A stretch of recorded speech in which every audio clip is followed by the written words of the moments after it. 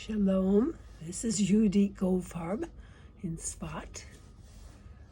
I didn't get a chance before Shavuot and the Shabbos before Shavuot to do a separate video on Malkhut Sheba Malkhut, the 49th day of the Omer.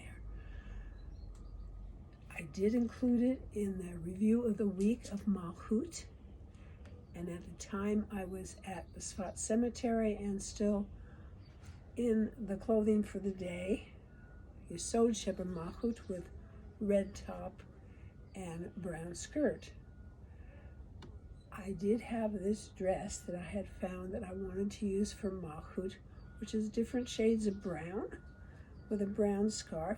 So Malkhut Sheba Malkhut on the day of Malkhut was the 49th day on Shabbat before Shavuot. Some of you in the States are still in the second day of Shavuot. In Israel, we just have one day.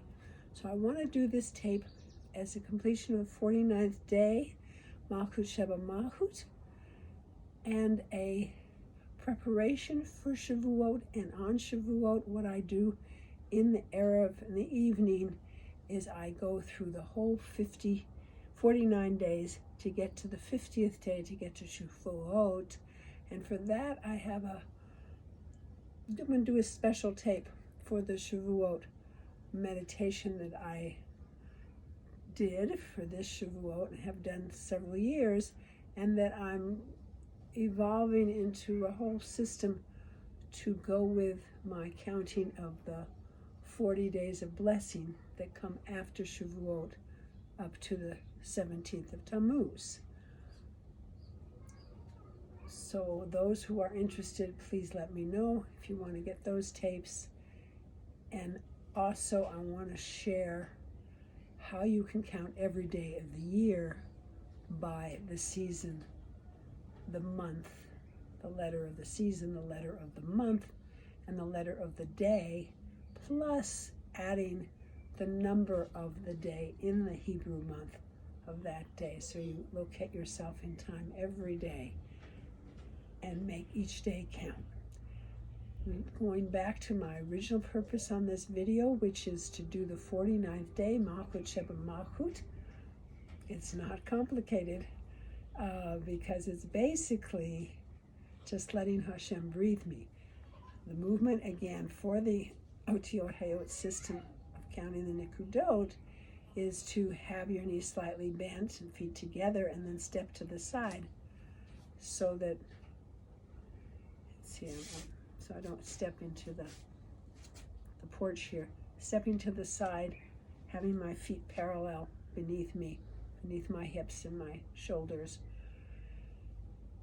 And keeping my knees slightly bent, having the earth support me from below and a string from above, and being able to relax with the arms slightly out to the side, slightly bent, and let Hashem breathe me. That's Malkhut.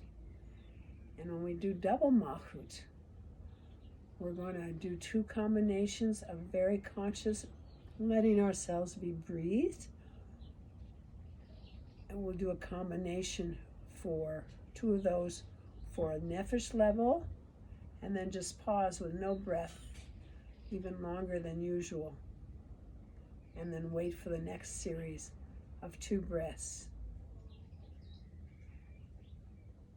and then pause.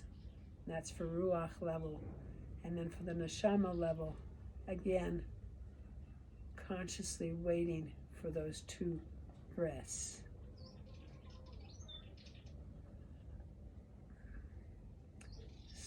So the nefesh level is the physical dimension of our soul in the world. Ruach is the emotional dimension of our soul in the world, and neshama is the intellectual, the mental. Palms facing back, knees slightly bent, and for me, I often need to consciously pull my knees out a little bit so that they're over my toes. I have a tendency to have my knees turn in, so you can check that for yourself. trying to check my shoulders. I notice on the videos that the right shoulder tends to be lower. So I'm going to see if I can straighten it a little bit and do my breaths for the 49th day.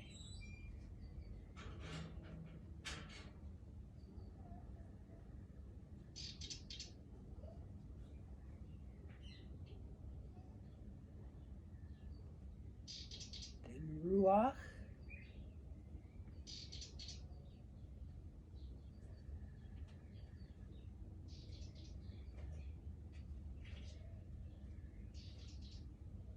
Neshama.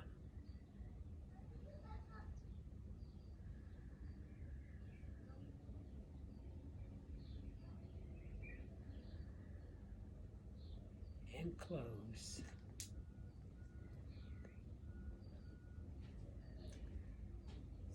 This is acknowledging of